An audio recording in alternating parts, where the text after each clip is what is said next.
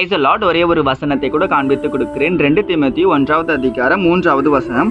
நான் இரவும் பகலும் இடைவிடாமல் என் ஜெபங்களில் உன்னை நினைத்திருக்கிறேன்ப்பா அப்படின்னு சொல்லி இந்த இடத்துல பவுல் தீமோத்தேயுவுக்கு சொல்றாருங்க. நான் ப்ரேயர் பண்றேன், நான் ப்ரேயர் பண்ண நான் என்ன பண்றேன், உன்னை நினைச்சுக்கிறேன், உனக்காக ப்ரேயர் பண்றேன்னு இந்த இடத்துல பவுல் சொல்றாருங்க. உனக்காக நான் மற்றவங்களுக்காக ப்ரேயர் பண்றத பவுல் மென்ஷன் பண்றாருங்க.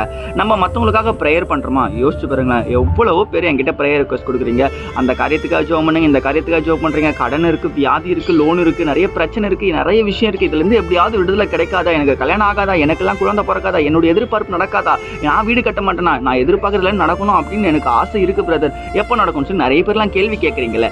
எல்லாமே நடக்குங்க, எல்லாமே ஆண்டவர் உங்களுக்காக செய்வாருங்க. உங்களுக்காக ஆண்டவர் செய்யாமல போறாரு. ஆனா நீங்க மற்றவங்களுக்காக போயிட்டு ப்ரேயர் பண்றதுக்கு கொஞ்சம் யோசிச்சு பாக்குறீங்களா? உங்களுக்காக நீங்க ப்ரேயர் பண்றதே டவுட் தானே. ப்ரேயர் பண்றது ப்ரேயர் ரிக்வெஸ்ட் கொடுக்குறது அவ்வளவுதான். ஆனா ஆண்டவர் இன்னைக்கு உங்களை பார்த்து தான் சொல்றாரு, உன்னுடைய வழியை நீ தான் உணர்ந்து கொள்ள முடியும், அதனால நீ ப்ரேயர் பண்ண அப்படின்னு. இன்னைக்கும் வேலைக்கு போறீங்க, ஸ்கூலுக்கு போறீங்க, காலேஜ் போறீங்க, ஆனா ப்ரேயர் பண்ணாம மறந்துட்டு, ஜெபம் பண்றதுக்கு மறந்துட்டு, பைபிள் படிக்க மறந்துட்டு அப்படியே போறீங்கல்ல.